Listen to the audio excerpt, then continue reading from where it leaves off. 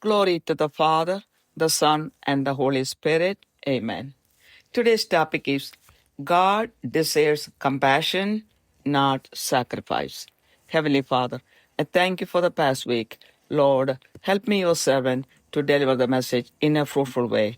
May this message transform those who hear me. I pray in the name of Jesus. Amen.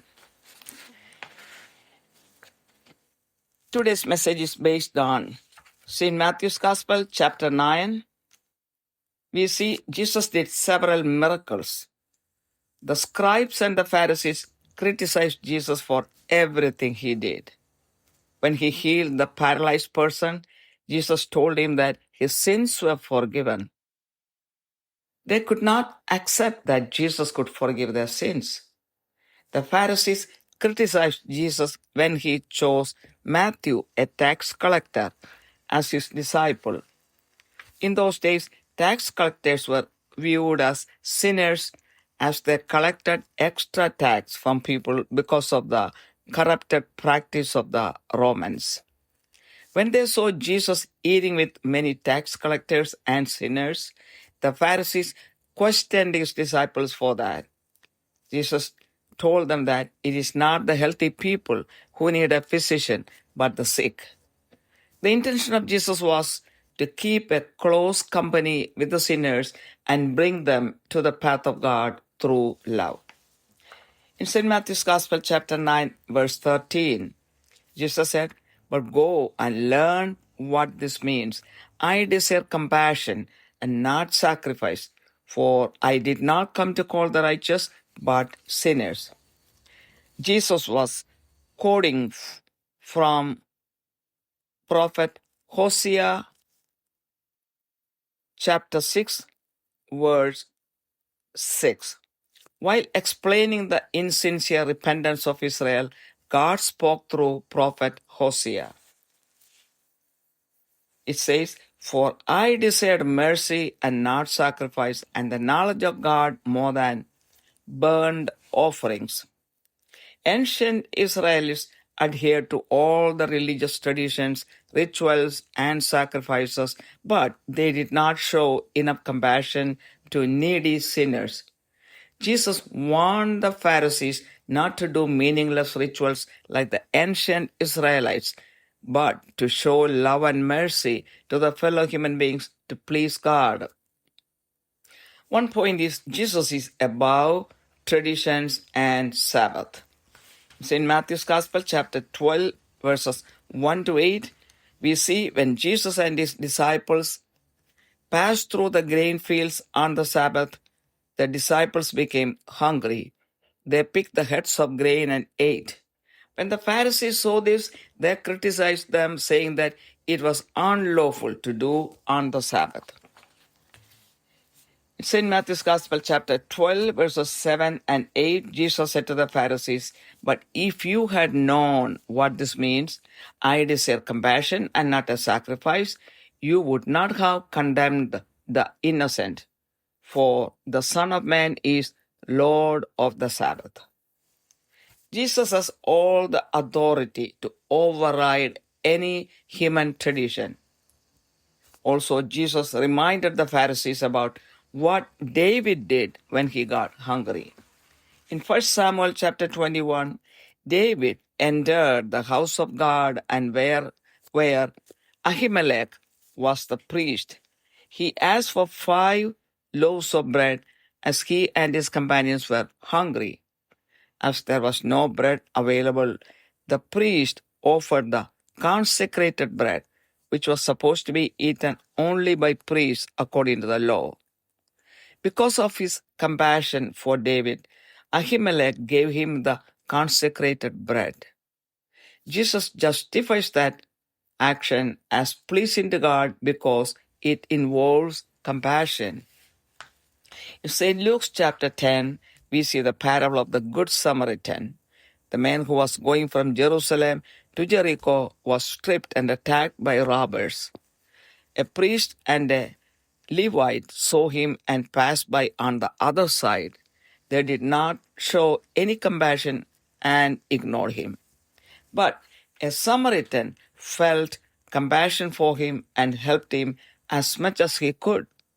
Of course, the priest and the Levite did not break any law, but their behavior is not pleasing to God. It is sure that God will not accept their offering and sacrifice in the church. What is pleasing to God?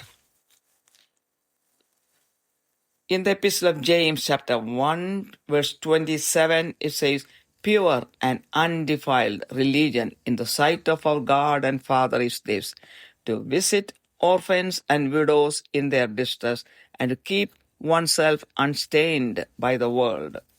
Jesus taught how to forgive and how to show compassion to others. St. Matthew's Gospel, chapter 6, verse 12, in the Lord's Prayer, Jesus taught us, "And forgive us our debts as we also have forgiven our debtors." St. Matthew's Gospel, chapter 18, verse 22, when Peter asked Jesus if forgiving his brother 7 times was enough after sinning against him, Jesus said, "I do not say to you up to 7 times, but up to 70 times 7. That is mathematically 490 times. Another point, God desired compassion, not sacrifice in the Old Testament times also. While expressing the displeasure of God with Israel, Prophet Hosea said in chapter 5, verse 6, "They shall go with their flocks and with their herds to seek the Lord, but they shall not find him. He has withdrawn himself from them." Sacrifices to God without compassion to others is not pleasing to God. While talking about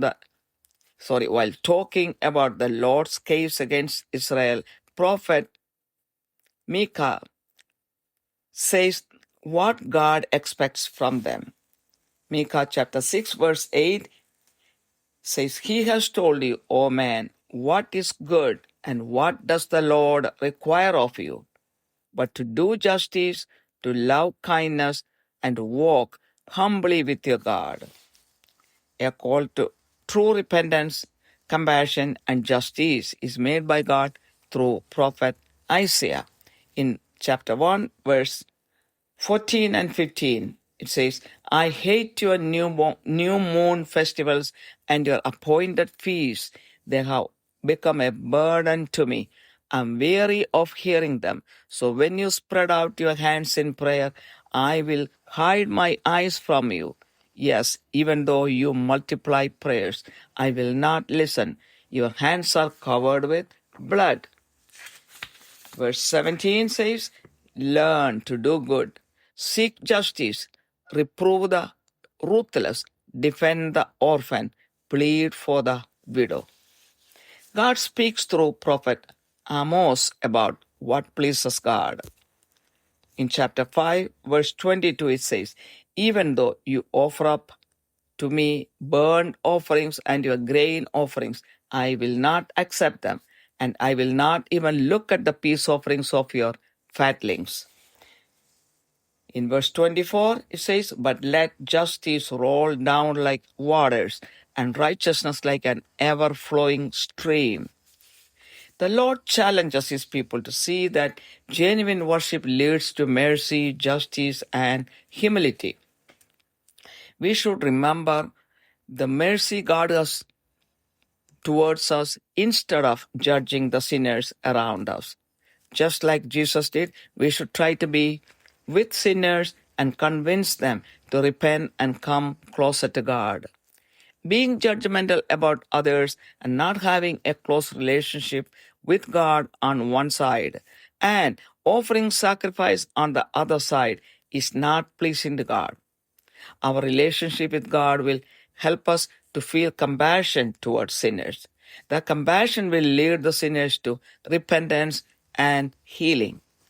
In Romans chapter 2, verse 29, it says, "God is pleased with the circumcision of the heart than the circumcision of the body," or just obeying the law without repentance or compassion.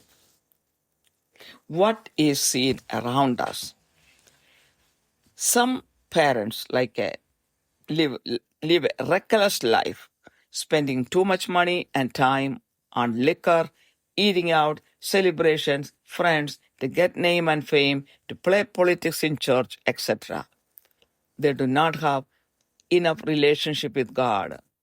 Their actions are not out of love for God and others, but for their own selfish satisfaction.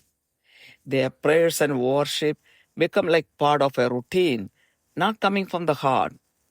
They are not going to church for a good fellowship with God and others. What role model they are giving to their children? The children learn from such parents and repeat the same lifestyle in their life. God cannot bless such families. Some men do not give any love in the family, and they try to be big shots in the church and community. They may give huge donations in the church and community for attention and fame. They may be attending church regularly. God will not accept their offerings. He will turn his face away from them because they have no compassion and love for their family and others. Some men observe Lent for 50 days before Easter. On Easter Day, they will drink recklessly and put up a drama in the home. The wife and children may have to run out of home for their safety. Will God accept their Lent and offerings? Definitely no. Some people attend church regularly as a routine and tradition. They keep quiet during worship, like watching a movie or drama. Some people read from the books loudly, but their heart is not moving at all. It is good that they teach their children to go to church regularly. But if their heart is not moving with the worship, it is just a waste of time. Some people combine spiritual life with worldly life and make compromise with everything and everyone. They are not ready to give up their worldly life. They light candles in worship places, thinking that it will compensate for their sins and carelessness. God will totally neglect that offering where the heart is not moving at all. In conclusion, we should reflect God's character. In Psalms chapter 103, verse 8, it says, "The Lord is compassionate and gracious, slow to anger and abounding in loving kindness." Mercy reflects God's character. Mercy is portrayed as God's character in the Old Testament and the New Testament. In St. Luke's Gospel, chapter 6, verses 35 and 36, Jesus says, "But love your enemies and do good and lend, expecting nothing in return, and your reward will be great, and you will be sons of the Most High. For he himself is kind to ungrateful and evil men. Be merciful, just as your Father is merciful." St. Matthew's Gospel, chapter 5, verses 23 and 24. Jesus says, "Therefore, if you are presenting your offering at the altar, and there remembers that your brother has something against you, leave your offering there before the altar and go. First be reconciled to your brother, and then come and present your offering." Relationship is valued more than rituals. Rituals, offerings, and gatherings are valued by God only if people have a genuine relationship with God and among themselves. Rituals without a transformation of the heart is not pleasing to God. Show mercy and forgiveness to others. Do we express mercy in our daily relationship to others, in our family, among friends, neighbors, community, at workplace, and even to our enemies? Let's think about it. Examine ourselves. Are we doing our prayers and religious services out of our love for God and others, or as a routine obligation and ritual? Are you sure if God is pleased with your prayers and offerings? With this, the message ends. Heavenly Father, I glorify your name. Lord, bless each and everyone who hears this message. Help everyone to understand that love of God, love of others, compassion, and true repentance should go before all sacrifices, and that it is the best way to please God. I pray in the mighty name of Jesus Christ. Amen. പിതാവിനും പുത്രനും പരിശുദ്ധാത്മാവിനും മഹത്വമുണ്ടായിരിക്കട്ടെ. ഇന്നത്തെ ചിന്താവിഷയം, ദൈവം കരുണയിൽ പ്രസാദിക്കുന്നു, യാഗത്തിലല്ല. ഇന്നത്തെ സന്ദേശം ആസ്പദമാക്കിയിരിക്കുന്ന വിശുദ്ധ മത്തായി സുവിശേഷം 9-ാമത്തെ അധ്യായമാണ്. അതിനകത്ത് യേശു പല അത്ഭുതങ്ങളും ചെയ്യുന്നത് നമ്മൾ കാണുന്നു. എന്നാൽ യേശു എന്തൊക്കെ ചെയ്താലും അതിനെയെല്ലാം ശതാധിപന്മാരും ഫരിസേയരും വിമർശിക്കുകയാണ് ചെയ്യുന്നത്. ഒരു തളർവാദിയ രോഗിയെ സുഖപ്പെടുത്തിയിട്ട് നിന്റെ പാപങ്ങൾ ക്ഷമിച്ചിരിക്കുന്നു എന്ന് പറഞ്ഞപ്പോൾ അവർ അതിനെ വിമർശിച്ചു. യേശുവിന് പാപങ്ങൾ ക്ഷമിക്കുവാൻ സാധിക്കുമെന്ന് അവർക്ക് അംഗീകരിക്കുവാൻ സാധിച്ചില്ല. ചുങ്കക്കാരനായ മത്തായിയെ ശിഷ്യനായിട്ട് തിരഞ്ഞെടുത്തപ്പോൾ അതിന് അവർ കുറ്റപ്പെടുത്തി. അന്നത്തെ ചുങ്കക്കാര് പതിവിലും കൂടുതൽ കരം പിരിച്ചു. കാരണം അന്നത്തെ അഴിമതി നിറഞ്ഞ റോമൻ ഭരണത്തിന്റെ കീഴിൽ അങ്ങനെയായിരുന്നു. അതുകൊണ്ട് അവരെയൊക്കെ പാപികളായിട്ട് കണക്കാക്കിയിരുന്നത്. പാപികളോടും ഈ ചുങ്കക്കാരോടും ഒപ്പം യേശു ഭക്ഷണം കഴിക്കുന്നത് കണ്ടപ്പോൾ ഫരിസേയർ അതിനെ വിമർശിച്ചുകൊണ്ട് ശിഷ്യന്മാരോട് സംസാരിക്കുകയുണ്ടായി. അപ്പോൾ യേശു അവരോട് പറഞ്ഞു, ആരോഗ്യമുള്ളവർക്കല്ല വൈദ്യനെ ആവശ്യം, രോഗികൾക്കാണ് എന്ന്. യേശു ഉദ്ദേശിച്ചത് ഈ ചുങ്കക്കാരും പാപികളും ഒക്കെയായി അടുത്ത കമ്പനി പുലർത്തിക്കൊണ്ട് അവരെ അനുതാപത്തിലേക്കും ദൈവത്തെങ്കിലേക്കും ദൈവസ്നേഹത്തെങ്കിലേക്കും വഴിതെളിക്കുക എന്നുള്ള ഉദ്ദേശമായിരുന്നു യേശുവിനുള്ളത്.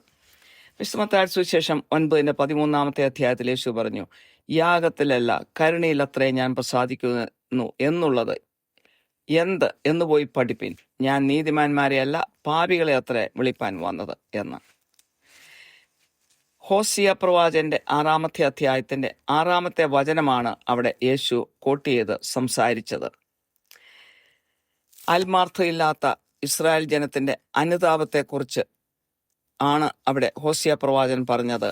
അതിപ്രകാരമാണ്, യാഗത്തിലല്ല ദയയിലും ഹോമയാഗങ്ങളെക്കാൾ ദൈവ പരിജ്ഞാനത്തിലും ഞാൻ പ്രസാദിക്കുന്നു എന്ന്. ആദിമകാലത്തെ ഇസ്രായേൽ ജനം മതപരമായ പാരമ്പര്യങ്ങളും ആചാരങ്ങളും ബലികളും എല്ലാം കഴിച്ചു പോന്നു. എന്നാൽ അവർക്ക് പാപികളോടൊന്നും ഒരു കരുണയും ഒന്നും ഉണ്ടായിരുന്നില്ല. എന്നാൽ ആ ഫരിസേയരോട് യേശു പറഞ്ഞത്, ആദിമകാലത്തെ ഇസ്രായേൽ ജനതയുടെ പാരമ്പര്യം ആചരിക്കാതെ സഹജീവികളോട് സ്നേഹമുള്ളവരായി പെരുമാറിയാൽ ദൈവം പ്രസാദിക്കുമെന്ന്. അങ്ങനെയാണ് യേശു പറഞ്ഞവരെ മനസ്സിലാക്കിയത്. യേശു സർവ്വ പാരമ്പര്യത്തിനും സാപത്തിനും മുകളിലാണ് എന്നുള്ളതാണ് നമ്മൾ മനസ്സിലാക്കേണ്ടത്. വിശുദ്ധ മത്തായി സുവിശേഷം 12-ാം അധ്യായത്തിന്റെ 1 മുതൽ 8 വരെയുള്ള വചനങ്ങളിൽ നമ്മൾ കാണുന്നു, യേശുവും ശിഷ്യന്മാരും ഒരു പാടത്തുകൂടെ കടന്നുപോയപ്പോൾ അവർക്ക് വിശന്നപ്പോൾ അവർ കതിർ പറിച്ച് തിന്നു. എന്നാൽ ആ ജസ്റ്റ് കതിർ പറിച്ച് തിന്ന ആ ഒരു പ്രവൃത്തി ചെയ്തപ്പോൾ നിയമം ലംഘിച്ചു എന്ന് പറഞ്ഞ് ഈ ഫരിസേയർ അവരെ കുറ്റപ്പെടുത്തുകയാണ് ചെയ്തത്. വിശുദ്ധ മത്തായി സുവിശേഷം 12-ാമത്തെ അധ്യായത്തിന്റെ 7-ഉം 8-ഉം വചനങ്ങളിൽ ഈ ഫരിസേയരോട് യേശു പറയുന്നു, യാഗത്തിലല്ല കരുണയിലത്രേ ഞാൻ പ്രസാദിക്കുന്നു എന്നുള്ളത് എന്ത് എന്ന് നിങ്ങൾ അറിഞ്ഞിരുന്നുവെങ്കിൽ കുറ്റമില്ലാത്തവരെ കുറ്റം വിധിക്കുകയില്ലായിരുന്നു. മനുഷ്യപുത്രനോ ശബത്തിന് കർത്താവാകുന്നു എന്ന്. അതായത് യേശുവിന് ശാബത്തിനെയും പാരമ്പര്യങ്ങളെയും ഒക്കെ നിർത്തലാക്കുവാനും മറികടക്കുവാനുള്ള അധികാരം ഉണ്ട് എന്നാണ് ഇതിൽ നമ്മൾ മനസ്സിലാക്കുന്നത്. അതോടൊപ്പം യേശു ഫരിസേയരോട് മറ്റൊരു സംഭവം പറഞ്ഞ് മനസ്സിലാക്കി. ദാവീദിന് വിശന്നപ്പോൾ എന്താണ് ചെയ്തതെന്ന് 1 സാമുവേൽ അതിൻ്റെ 21-ാമത്തെ അധ്യായത്തിൽ അഹിമേലെക്ക് പുരോഹിതനായിരുന്ന ആ ആലയത്തിൽ ദാവീദിന്റെ കൂടെ ഉണ്ടായിരുന്നവരും കൂടെ ചെന്ന് വളരെയധികം വിശന്നപ്പോൾ ചോദിച്ചു, ഞങ്ങൾക്കൊരു 5 അപ്പം തരാമോ എന്ന് ചോദിച്ചു. കാരണം അവർ അത്രമേൽ വിശന്നവരായിരുന്നു. എന്നാൽ ഈ അഹിമേലെക്കിന്റെ വശത്ത് ഒരപ്പം പോലും അവർ കൊടുക്കുവാനില്ലായിരുന്നു. ആകെ ഉണ്ടായിരുന്നത് പുരോഹിതന്മാർ മാത്രം കഴിക്കുന്ന കാഴ്ചയപ്പമായിരുന്നു. വിശപ്പ് കണ്ടപ്പോൾ സഹതാപം തോന്നി ആ കാഴ്ചയപ്പം എടുത്ത് ദാവീദിന് കൊടുത്തു. അവര് തിന്ന് തൃപ്തരാകുകയും ചെയ്തു. ആ പ്രവൃത്തി അത് നിയമവിരുദ്ധമാണെങ്കിലും അത് യേശു ആ കാരുണ്യ പ്രവൃത്തിയെ ന്യായീകരിക്കുകയാണ് ചെയ്തത്. വിശുദ്ധ ലൂക്കായുടെ സുവിശേഷം 10-ാമത്തെ അധ്യായത്തിൽ നല്ല സമറിയാക്കാരൻ്റെ ഉപമ നമ്മൾ കാണുന്നു. യെറുസലേമിൽ നിന്ന് ജെറീക്കോയിലേക്ക് പോയ ആ മനുഷ്യൻ കള്ളന്മാരാൽ അടിച്ച് താഴെ വീഴ്ത്തപ്പെട്ട് അങ്ങനെ തകർന്ന ഒരവസ്ഥയിലായിരുന്നപ്പോൾ ഒരു പുരോഹിതൻ കടന്നു പോകുന്നു, ഒരു ലേവ്യനും കടന്നു പോകുന്നു. അവരൊക്കെ ദൈവ ശുശ്രൂഷ ചെയ്യുന്നവരാണ്. പക്ഷെ അവരുടെ നിയമം അനുസരിച്ച് അവരുടെ കാര്യങ്ങൾ ചെയ്യാൻ വേണ്ടി തിടുക്കത്തിൽ പോയപ്പോൾ ഈ മനുഷ്യനെ ഉപേക്ഷിച്ച് മറുവശത്തൂടെ അവർ കടന്ന് അവരുടെ കാര്യത്തിന് പോകുന്നതാണ് കാണുന്നത്. എന്നാൽ അവിശ്വാസിയായ ഒരു സമറിയാക്കാരൻ അതിലെ വന്നപ്പോൾ ആ മനുഷ്യന് ചെയ്യാൻ പറ്റുന്നതെല്ലാം ആ വ്യക്തിക്ക് വേണ്ടി ചെയ്യുന്നത് നമ്മൾ കാണുന്നു. ഈ ലേവ്യനും പുരോഹിതനും നിയമം ഒന്നും ലംഘിച്ചില്ല, പക്ഷെ അവരുടെ പ്രവൃത്തി ദൈവത്തിന് പ്രീതികരം അല്ലായിരുന്നു. അവർ നേർച്ച കഴിച്ചാൽ അല്ലെങ്കിൽ ബലിയർപ്പിച്ചാൽ ദൈവത്തിന് അത് സ്വീകരിക്കാൻ അത്ര എളുപ്പമല്ല. ഇനി എന്താണ് ദൈവത്തിന് പ്രീതികരമായിട്ടുള്ളത്? യാക്കോബിന്റെ ലേഖനം 1:27 പറയുന്നു, പിതാവായ ദൈവത്തിന്റെ മുമ്പാകെ ശുദ്ധവും നിർമ്മലവുമായുള്ള ഭക്തിയോ അനാഥരെയും വിധവമാരെയും അവരുടെ സങ്കടത്തിൽ ചെന്ന് കാണുന്നു, ലോകത്താലുള്ള കളങ്കം പറ്റാത്തവണ്ണം തന്നെത്താൻ കാത്തുകൊള്ളുന്നതും ആകുന്നു എന്ന്. യേശു പഠിപ്പിച്ചു മറ്റുള്ളവരോട് ക്ഷമിക്കണം, മറ്റുള്ളവരോട് ദയ കാണിക്കണമെന്ന്. വിശുദ്ധ മത്തായിയുടെ സുവിശേഷം 6:12 സ്വർഗസ്ഥനായ പിതാവേ എന്നുള്ള പ്രാർത്ഥന പഠിപ്പിച്ച ആ ഭാഗത്ത് യേശു പറഞ്ഞു, ഞങ്ങളുടെ കടക്കാരോട് ഞങ്ങൾ ക്ഷമിച്ചിരിക്കുന്ന പോലെ ഞങ്ങളുടെ കടങ്ങളെ ഞങ്ങളോടും ക്ഷമിക്കണമേ എന്ന്. വിശുദ്ധ മത്തായിയുടെ സുവിശേഷം 18:22 പത്രോസ് യേശുവിനോട് ഒരു ചോദ്യം ചോദിച്ചു, എന്നോട് തെറ്റ് ചെയ്യുന്നവനോട് ഞാൻ 7 പ്രാവശ്യം ക്ഷമിച്ചാൽ മതിയോ എന്ന്. അപ്പോൾ യേശു മറുപടി പറയുകയാണ്, 7 വട്ടം മതിയോ എന്ന് ചോദിച്ചു. യേശു അവനോട് 7 വട്ടമല്ല 70 വട്ടം എന്ന് ഞാൻ നിന്നോട് പറയുന്നു എന്ന് പറഞ്ഞു. അപ്പോൾ 70 വട്ടം ഗുണിച്ചു നോക്കിയാൽ 490 പ്രാവശ്യം ക്ഷമിക്കണമെന്നാണ് അതിൽ നിന്ന് അർത്ഥമാക്കുന്നത്, ലിറ്ററലി അർത്ഥമാക്കുന്നത്. ദൈവം ആഗ്രഹിക്കുന്ന കരുണയാണ്, ബലിയല്ല. ഇത് പുതിയ നിയമത്തിലും പഴയ നിയമത്തിലും അപ്രകാരം തന്നെയാണ്. ഇസ്രായേൽ ജനത്തോടുള്ള ദൈവത്തിന്റെ അപ്രീതിയെക്കുറിച്ച് പറയുന്നിടത്ത് ഹോശിയ പ്രവാചകൻ അതിന്റെ 5-ാമത്തെ അധ്യായത്തിന്റെ 6-ാമത്തെ വചനത്തിൽ പറയുന്നു, യഹോവയെ അന്വേഷിക്കേണ്ടതിന് അവർ ആടുകളെയും കന്നുകാലികളെയും കൊണ്ടു ചെല്ലും, എങ്കിലും അവർ അവനെ കണ്ടെത്തുകയില്ല, അവൻ അവരെ വിട്ടുമാറിയിരിക്കുന്നു എന്ന്. ഇസ്രായേൽക്കാരുടെ വിഷയത്തിൽ മീഖാ പ്രവാചകൻ പറയുന്നു അതിന്റെ 6:8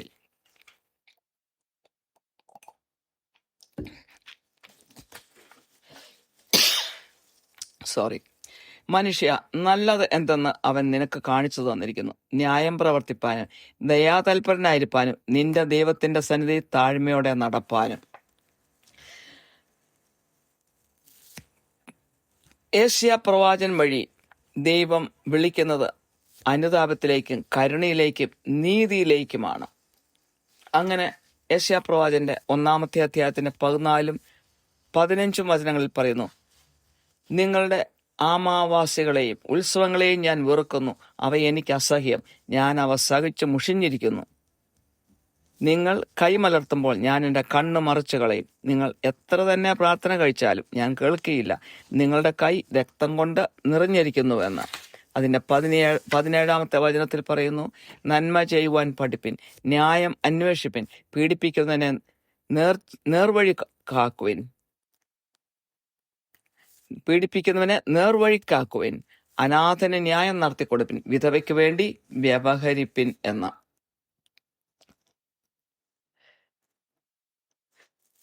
ആമോസ് പ്രവാചകൻ വഴിയും ദൈവം സംസാരിക്കുന്നു. ആമോസ് 5:22 നിങ്ങൾ എനിക്ക് ഹോമയാഗങ്ങളും ഭോജനയാഗങ്ങളും അർപ്പിച്ചാലും ഞാൻ പ്രസാദിക്കുകയില്ല, തടിച്ച മൃഗങ്ങൾ കൊണ്ടുള്ള നിങ്ങളുടെ സമാധാന യാഗങ്ങളെ ഞാൻ കടാക്ഷിക്കുകയില്ല എന്ന്.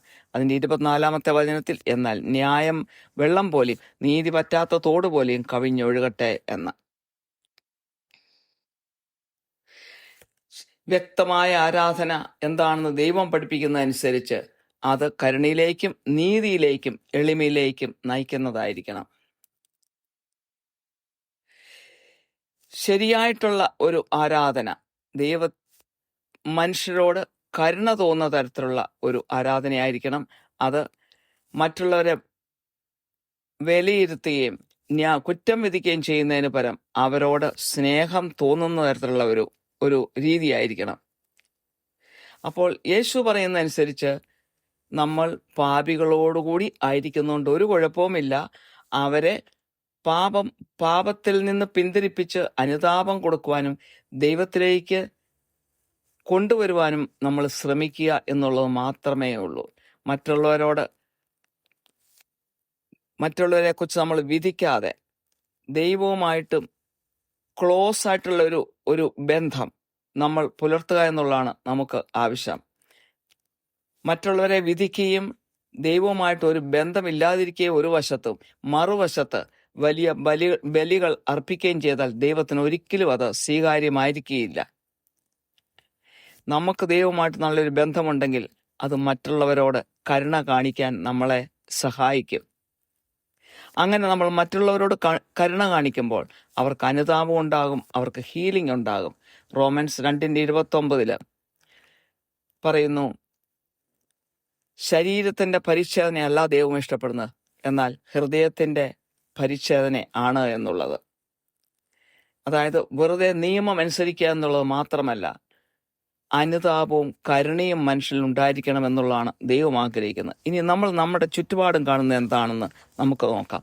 നമ്മുടെ കൂടെ സഹവസിക്കുന്ന മറ്റു മനുഷ്യരിലും നമ്മളിലും ഒക്കെയുള്ള ചില പ്രവണതകൾ അതേക്കുറിച്ചൊന്ന് എടുത്തു പറയട്ടെ. ചില മാതാപിതാക്കൾ ബോധമില്ലാത്ത ജീവിതം നയിക്കുന്നവരുണ്ട്. അമിതമായ പണം, സമയം ഒക്കെ അവര് മദ്യത്തിനും വെളിയിൽ ഭക്ഷണം കഴിക്കാനും ആഘോഷങ്ങൾക്കും സുഹൃത്തുക്കളോടുകൂടി ചെലവഴിക്കാനും പേരും പെരുമയും കിട്ടുവാനും പള്ളിയിലും നാട്ടിലും രാഷ്ട്രീയം കളിക്കാനും ഒക്കെ ചെലവാക്കുന്നു. എന്നാൽ ദൈവവുമായിട്ട് ഒരു ബന്ധവുമില്ലാത്ത മനുഷ്യരുണ്ട്. അവർ ചെയ്യുന്ന പ്രവൃത്തികളൊക്കെ ദൈവത്തോടുള്ള സ്നേഹം കൊണ്ടല്ല, പക്ഷെ അവരെ തന്നെ ഉയർത്തുവാൻ വേണ്ടിയുള്ള ഒരു സ്വന്തമായ ഒരു സ്വാർത്ഥമായ ചിന്തയിൽ നിന്നുള്ളതാണ്. അവരുടെ പ്രാർത്ഥനയും ആരാധനയും ഒക്കെ ഒരു റുട്ടീൻ പോലെ അവർ ചെയ്യുന്നു, ഹൃദയത്തിൽ നിന്ന് വരുന്നതല്ല. ഒരു നല്ല ഉദ്ദേശത്തോടു കൂടിയോ ഒരു സഹോദര സ്നേഹത്തിന് വേണ്ടിയോ അല്ലെങ്കിൽ ദൈവമായിട്ടുള്ള സ്നേഹം കൊണ്ടോ അല്ല അവർ പള്ളികളിൽ പോകുന്നു, ആരാധനാലയങ്ങളിൽ പോകുന്നു. അവരെന്ത് റോൾ മോഡലാണ് മക്കൾക്ക് കൊടുക്കുന്നത്? അങ്ങനെയുള്ള മാതാപിതാക്കളിൽ നിന്ന് മക്കൾ പഠിച്ചാൽ അവരും വഴിതെറ്റി പോകുമെന്നുള്ളത് ഉറപ്പാണ്. അങ്ങനെയുള്ള കുടുംബങ്ങളെ അനുഗ്രഹിക്കുവാൻ ദൈവത്തിന് സാധിക്കുകയില്ല. ഇനി മറ്റു ചില ആളുകളെ കുറിച്ച് പറഞ്ഞാൽ, അവർ സ്വന്തം വീട്ടിൽ ഒരു സ്നേഹവും കൊടുക്കുകയില്ല, കരുതലും കൊടുക്കുകയില്ല. എന്നാൽ പബ്ലിക്കിലും കമ്മ്യൂണിറ്റിയിലും പള്ളിയിലുമൊക്കെ അവർ വലിയ ആളുകളായിട്ട് ചമയും. അവർ വലിയ തുകകളൊക്കെ ഡൊണേഷൻസ് കൊടുക്കും ഇങ്ങനെയുള്ള സ്ഥലങ്ങളിലൊക്കെ. എന്തിനാണ്? പേരും പ്രശസ്തിയും കിട്ടാൻ വേണ്ടിയിട്ട്. അവർ പള്ളിയിലൊക്കെ സ്ഥിരമായിട്ട് പോകുന്നവരായിരിക്കും, എന്നാൽ ഹൃദയം അവിടെയൊന്നും ആയിരിക്കത്തില്ല. അങ്ങനെയുള്ളവരുടെ നേർച്ച കാഴ്ചകൾ ദൈവത്തിന് പ്രീതികരമല്ല.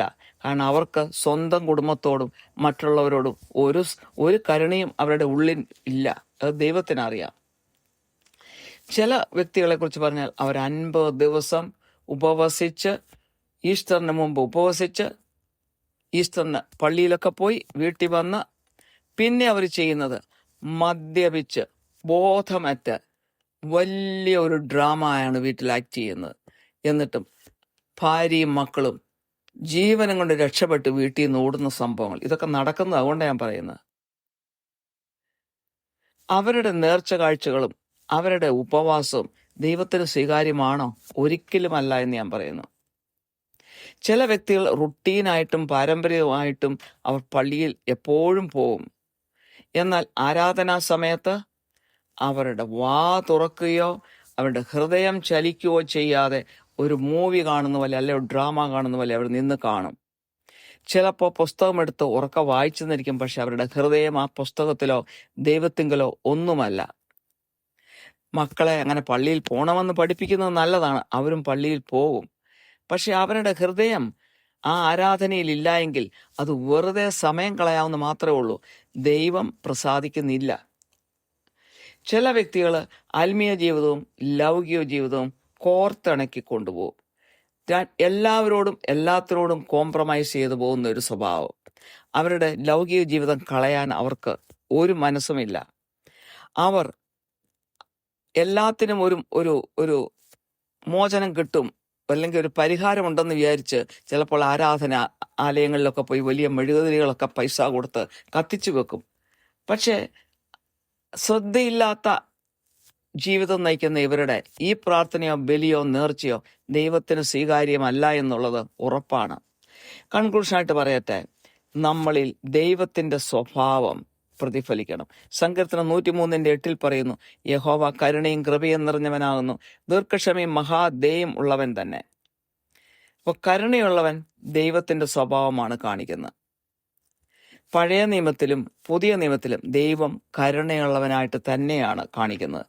വിശുദ്ധ ലൂക്കായുടെ സുവിശേഷം 6:35-36 വചനങ്ങളിൽ യേശു പറയുന്നു, നിങ്ങളോ ശത്രുക്കളെ സ്നേഹിപ്പിൻ, അവർക്ക് നന്മ ചെയ്യുവിൻ, ഒന്നും പകരം ഇച്ഛിക്കാതെ കടം കൊടുപ്പിൻ, എന്നാൽ നിങ്ങളുടെ പ്രതിഫലം വളരെയാകും. നിങ്ങൾ അത്യുന്നതന്റെ മക്കളാകും. അവൻ നന്ദി കെട്ടവരോടും ദുഷ്ടന്മാരോടും ദയാലുവല്ലോ. അങ്ങനെ നിങ്ങളുടെ പിതാവ് മനസ്സലിവുള്ളവൻ ആകുന്നതുപോലെ നിങ്ങളും മനസ്സലിവുള്ളവർ ആകുവിൻ എന്ന് മത്തായിയുടെ സുവിശേഷം 5:23-24 വചനങ്ങളിൽ യേശു പറയുന്നു, ആകയാൽ നിന്റെ വഴിപാട് യാഗപീഠത്തിൽ കൊണ്ടുവരുമ്പോൾ സഹോദരന് നിന്റെ നേരെ വല്ലതുമുണ്ടെന്ന് അവിടെ വെച്ച് ഓർമ്മ വന്നാൽ നിന്റെ വഴിപാട് അവിടെ യാഗപീഠത്തിന് മുമ്പിൽ വെച്ചേച്ച് ഒന്നാമത് ചെന്ന് സഹോദരനോട് നിരന്നുകൊള്ളുക, പിന്നെ വന്ന് നിന്റെ വഴിപാട് കഴിക്കുക.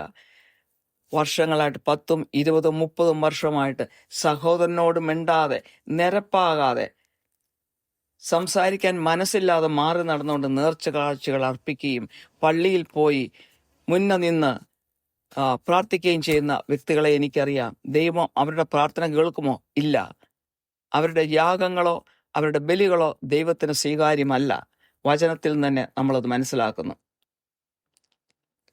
ഈ ആചാരങ്ങളെക്കാൾ പ്രാധാന്യം ദൈവം ബന്ധങ്ങൾക്കാണ് കൊടുക്കുന്നത്. ആചാരങ്ങളും നേർച്ചകളും കൂട്ടായ്മകളും ഒക്കെ ദൈവം അംഗീകരിക്കുന്നത് ദൈവവുമായിട്ടൊരു നല്ല ബന്ധവും മനുഷ്യരുമായിട്ടൊരു ബന്ധവും നമുക്കുണ്ടെങ്കിൽ മാത്രമാണ്. നമ്മുടെ ഹൃദയത്തിന് രൂപാന്തരമില്ലെങ്കിൽ ഇങ്ങനെയുള്ള ആചാരങ്ങൾ ദൈവത്തിനും സ്വീകാര്യമല്ല. അപ്പോൾ മറ്റുള്ളവരുടെ കരുണയും ക്ഷമയും കാണിക്കുക.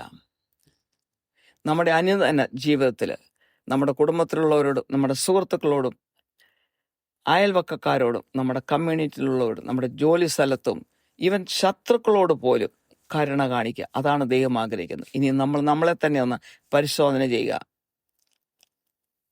നമ്മൾ ചെയ്യുന്ന മതപരമായ അനുഷ്ഠാനങ്ങളും പ്രാർത്ഥനകളും എല്ലാം ദൈവസ്നേഹം കൊണ്ടും മറ്റുള്ളവരുടെ സ്നേഹം കൊണ്ടും ആണോ? അതോ ഒരു വെറും ആചാരമായിട്ടോ ഒരു റുട്ടീൻ കടമയായിട്ടോ ചെയ്യുന്നതാണോ?